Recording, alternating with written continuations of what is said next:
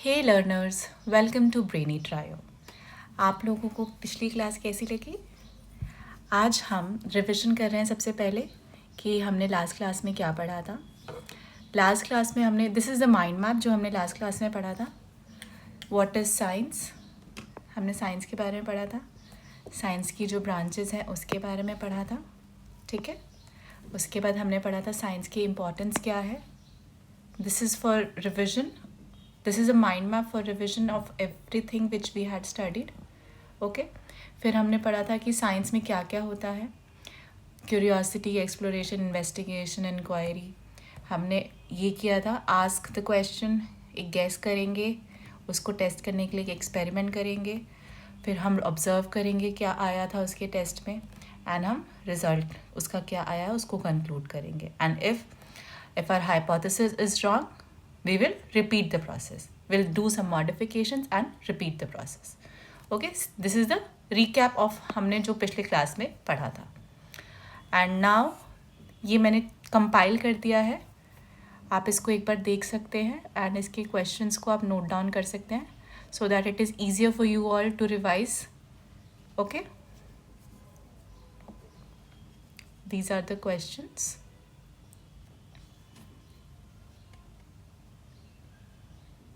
I hope you all have noted this down, and now we are going to study the next part of this chapter. What is the next part of this chapter?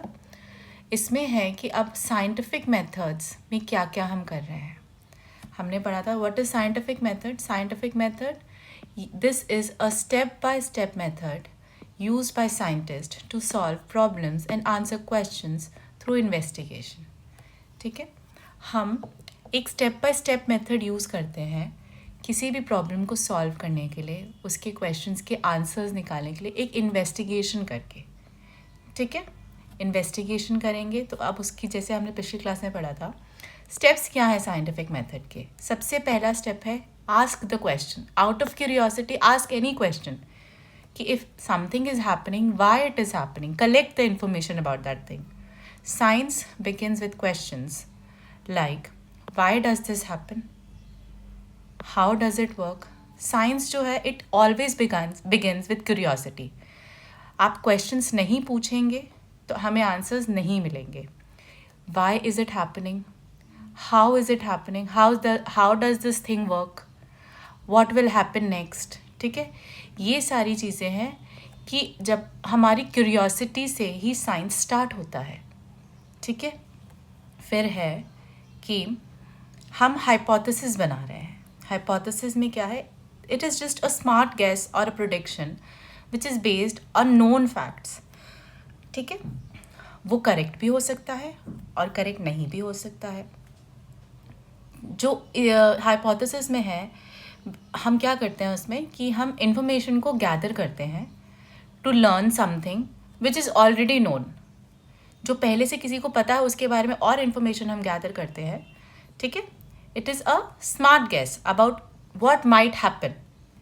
It is like you can make a prediction about it. For example, I think कि ice जो है वो जब बाहर रखी जाती है वो जल्दी मेल्ट कर जाती है। सो ये हम हाइपोथेसिस, एक गेस मार रहे हैं, ठीक है। फिर है एक्सपेरिमेंटेशन। एक्सपेरिमेंटेशन क्या है, it is testing the hypothesis. हम टेस्ट करेंगे हाइपोथेसिस को, एक एक्सपेरिमेंट करेंगे देखने के लिए कि उसमें उस चीज़ को जो हमने किया है, एक्सपेरिमेंट जो किया है उसमें हमने क्या देखा। एक्सपेरिमेंट एक होता है कंट्रोल्ड एक्सपेरिमेंट, हम करते हैं controlled experiment. We have two parts of it, variable and control. Variable में जब हम उस एक्सपेरिमेंट में सिर्फ एक फैक्टर को हम चेंज करेंगे, it is called variable experiment. Next is control. Control is keeping others constant, ठीक है, बाकी सबको कांस्टेंट रखेंगे, it is control. Like we put an ice in a glass in a warm room, ठीक है। एंड देन दूसरा हम क्या करेंगे, एक आइडेंटिकल ग्लास में आइस को हम कोल्ड रूम में रखेंगे। फिर हम 10 मिनट के बाद देखेंगे कि कौन सी आइस, ग्लास, किसी भी ग्लास में, दोनों में से किस ग्लास में जो आइस थी वो फास्टर मेल्ट हुई है, ठीक है। And what have we done, we have done the size of the container and amount of ice taken is same in this experiment. ठीक है, so this is the example of experimentation with controlled and variable. अब हमारा next point है observation. Observation में हम क्या कर रहे हैं, what is happening during the experiment and recording our results. अब हम देख रहे हैं उसमें कि उसमें क्या हुआ और जो रिजल्ट है उसको हमने रिकॉर्ड किया. Next is the last and final part of the scientific method is conclusion. Conclusion में क्या आता है कि अब हमने रिजल्ट क्या आया उसको हमने कंक्लूड करके लिखना है, अपने डेटा को एनालाइज करना है कि हमारा हाइपोथेसिस राइट था या रॉन्ग था. कि एग्जाम्पल क्या दे सकते हैं हम इसका, कि हमने जो आइस रखी थी, आइस जो है वो वार्म रूम में जल्दी मेल्ट की, आर गेस वॉज राइट. ठीक है, तो we can make the conclusion. अगर हमारा हाइपोथेसिस जो है वो रॉन्ग होता है, then what we do, we repeat the whole process by making another hypothesis and we do the experiment again. Okay, if अगर हमारा हाइपोथेसिस गलत है तो हम दोबारा करेंगे उस एक्सपेरिमेंट को. We will modify the hypothesis and repeat the process. So, what are the key points of hypothesis? Key points of hypothesis are, it is something which is based on the earlier knowledge, it is a prediction, and it can also be called as an intelligent guess. Okay, so अब हम पढ़ रहे हैं कि what are the scientific methods which are helpful in everyday life. Some examples of scientific methods जो हमारे everyday life में हम use करते हैं, like रस्टिंग ऑफ आयरन. आप सबको पता होगा आयरन रस्ट करता है, but have you ever thought कैसे रस्ट करता है, कैसे बताइए. So the first thing is, हमने क्वेश्चन पूछा, does iron metal rust faster in water, या फिर जब वो एयर के कॉन्टैक्ट में आता है तब रस्ट करता है. ये हमारा क्वेश्चन था. ठीक है, अब हाइपोथेसिस हमें देना है. हाइपोथेसिस क्या होगा, हम प्रिडिक्ट करते हैं कि ओके आयरन मेटल जो है इट विल रस्ट फास्टर जब हम उसको पानी में छोड़ देंगे. ये हमारा हाइपोथेसिस है. ठीक है, कि हमने उसको पानी में छोड़ दिया तो वो जल्दी रस्ट करेगा, ये हमने गेस किया है. अब गेस किया है तो हमें एक्सपेरिमेंट करना पड़ेगा. एक्सपेरिमेंट में हम क्या करेंगे, we will take 2 identical pieces of iron metal. ठीक है, एक को हम 1 ग्लास ऑफ पानी में डाल देंगे and will keep the second iron metal exposed to air. ठीक है, हमने ये एक्सपेरिमेंट किया. अब एक्सपेरिमेंट किया है, then we will observe. What are observations, हमने क्या ऑब्जर्व किया है उसमें, हमने दोनों पीसेस ऑफ आयरन को कुछ दिनों के बाद देखा एंड देखा कि कौन सा पहले रस्ट किया है. ठीक है, तो हमने कंक्लूड क्या किया कि वाटर में जो आयरन मेटल था, due to the presence of moisture, उसने रस्टिंग की स्पीड को और इंक्रीज कर दिया. तो हमारा जो क्वेश्चन था कि आयरन कैसे रस्ट कर रहा है, उसका हमें आंसर मिल गया कि आयरन जो है जब वो वाटर के कांटेक्ट में आता है, मॉइस्चर रहता है उसमें, तो वो रस्टिंग की स्पीड को इंक्रीज़ करता है. So this is the example of how is iron getting rusted. अब हम सेकेंड एक एग्जाम्पल देते हैं कि हम जूस को ज़्यादा टाइम तक कोल्ड कैसे रख सकते हैं. अब हमारा क्वेश्चन क्या रहेगा जूस को कोल्ड के लिए, कि how can I keep my juice cold for a longer period of time on a hot day. ठीक है, अब उसके लिए नेक्स्ट फिर से हमें हाइपोथेसिस करना है. अब हम हाइपोथेसिस करेंगे कि मेरा जो जूस की बॉटल है मेरी, उसको मैं एक एल्यूमिनियम फॉयल में लपेट के देखती हूँ कि वो ज़्यादा देर तक कोल्ड रह सकता है कि नहीं रह सकता. ये मैंने गेस किया है कि मैं एल्यूमिनियम फॉयल में करती हूँ, देखेंगे पता चलेगा. अब हमने हाइपोथेसिस कर लिया. अब उसके लिए एक्सपेरिमेंट क्या करेंगे. अब एक्सपेरिमेंट करने के लिए हमने 2 जूस बॉटल्स ली. एक को मैंने एल्यूमिनियम फॉयल में लपेटा और एक टेबल पे रख दिया, और दूसरे बॉटल को विदाउट एल्यूमिनियम फॉयल मैंने रख दिया. एंड दोनों का पहले टेम्परेचर चेक कर लिया कि उस टाइम पे टेम्परेचर क्या है. एंड देन हम 1 घंटे के बाद दोबारा जाके चेक कर रहे हैं टेम्परेचर को, कि अब 1 घंटे के बाद दोनों बॉटल का टेम्परेचर क्या है. तो हमने ऑब्जर्व क्या किया है, हमने ऑब्जर्व किया है जो बॉटल एल्यूमिनियम फॉयल में रैप्ड थी, इट इज़ कोल्डर. सो हमारा कंक्लूजन फिर ये होगा कि एल्यूमिनियम फॉयल जो है it acts as an insulation, bottle को इंसुलेट करता है सो दैट बॉटल जो अंदर ठंडी है, जूस जो ठंडा है वो उसको ठंडा ही रखेगा। ये हमारा सेकेंड एग्जाम्पल हो गया।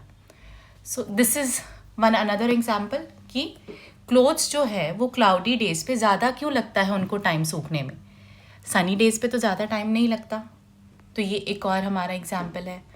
तो दिस इज़ द क्वेश्चन कि क्लाउडी डेज पे why does it take longer time and why not on a sunny day. Hypothesis है हमारा। हाइपोथेसिस अब बताओ क्या होगा।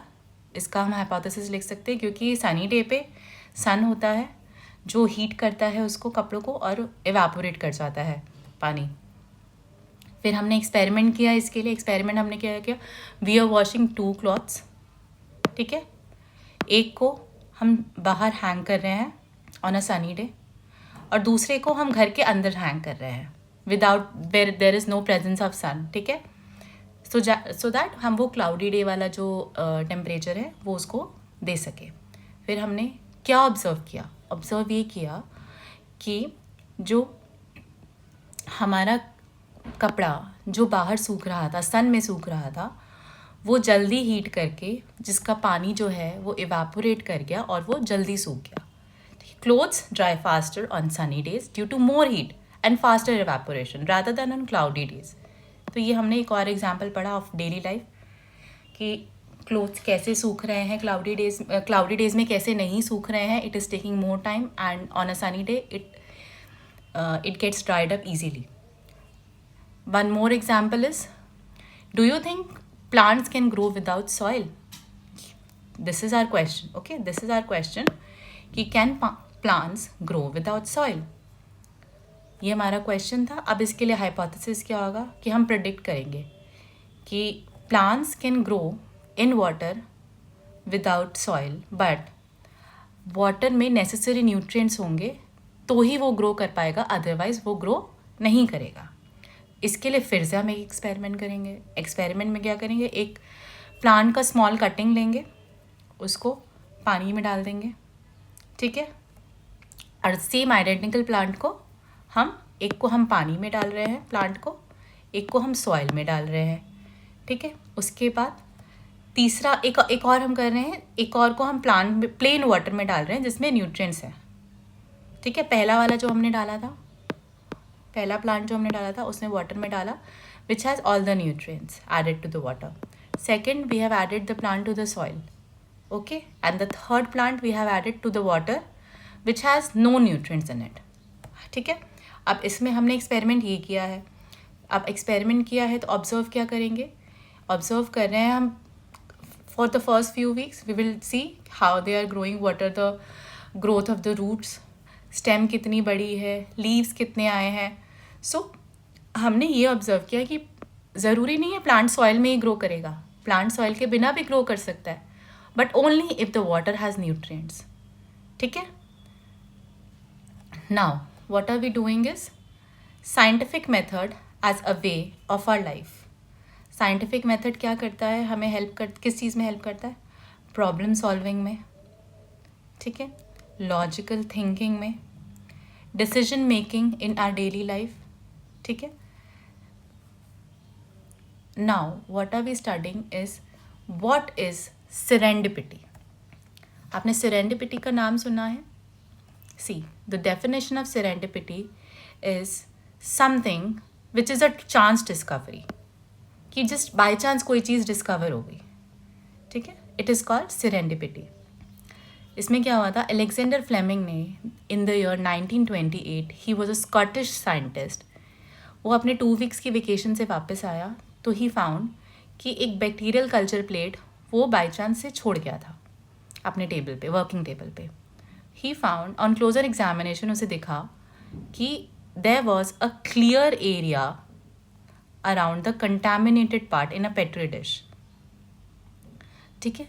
तो बैक्टीरिया वहाँ पे due to the presence of mould, bacteria जो है उसके अराउंड ग्रो करना बंद हो गया था, ठीक है। और इसकी वजह से क्या हुआ, the mould that inhibited the bacterial growth, जिस मोल्ड की वजह से बैक्टीरिया ग्रो करना रुक गया था, that was named as penicillin. ठीक है, penicillin which is a widely use antibiotic. So penicillin was discovered by chance या फिर by serendipity. Okay, sharing scientific knowledge. Now, how can you share your scientific knowledge? What is the importance of sharing your scientific knowledge? It increases your knowledge. ठीक है, इसमें क्या होगा कि आपको पता लगेगा दूसरों से कि उनके रिसर्च के बारे में, उन्होंने क्या रिसर्च किया, उन्होंने क्या न्यू आइडियाज़ के लिए कंट्रीब्यूट किया है, उसके चक्कर में और कौन सी डिस्कवरीज हो सकती हैं. ठीक है, इट इनकरेजेस कोलैबोरेशन. कोलैबोरेशन क्या होता है? किसी के साथ एक एफर्ट, म्यूचुअल उसमें काम करना. ठीक है, कोलैबोरेशन से क्या होगा? It will encourage innovation. You have something, some ideas, the other person has some ideas, दोनों मिलके एक क्रिएटिव आइडिया बनाएंगे. It will increase the team work between two people. Research करेंगे दो लोग मिलके, दो लोग या मोर देन टू पीपल. ठीक है, इससे आप तरह तरह के और प्रोजेक्ट्स बना सकते हैं. Okay, and it also helps in solving global challenges. Collaborative sharing से क्या होता है कि आप global issues like why is climate change happening, अब हम उसके ऊपर सोच सकते हैं. किसी डिजीज़ के लिए वैक्सीनेशन बनाना है, it is a global problem, हम उसके लिए सोच सकते हैं. ठीक है, we can increase the food production, we can think on how we can improve the food production. हम एनर्जी क्राइसिस को हम स्टॉप कर सकते हैं, ओवरकम कर सकते हैं. ठीक है, अब है कि हमने ये तो देख लिया कि इम्पोर्टेंस क्या है साइंटिफिक नॉलेज की. अब है उसको शेयर कैसे करेंगे. We can share by scientific journals. हम आर्टिकल्स लिख सकते हैं, हम पब्लिश कर सकते हैं उसको. ठीक है, साइंटिफिक जर्नल्स होते हैं, हम अपने नॉलेज, साइंटिफिक नॉलेज जो हमारी डिस्कवरीज है, हम उसको साइंटिफिक जर्नल्स में आपको मिल सकती है. वी कैन प्रेजेंट कॉन्फ्रेंसेस, हम टॉक्स कर सकते हैं. Okay, by teaching and organising workshops. ठीक है, we can educate people by teaching them, by conducting workshops, and we can share our findings through media में, जैसे न्यूज़ आर्टिकल्स, डॉक्यूमेंट्रीज हो गई, ऑनलाइन प्लेटफॉर्म्स हो गए. इन सब से हम अपने जो नॉलेज है, साइंटिफिक नॉलेज है, हम उसको शेयर कर सकते हैं. Okay, so this was it. And इसके बाद फिर से मैं आपको इस पार्ट का वर्कशीट सेंड करूँगी, आप उसको करेंगे. And then in the next class we will discuss the answers. ठीक है.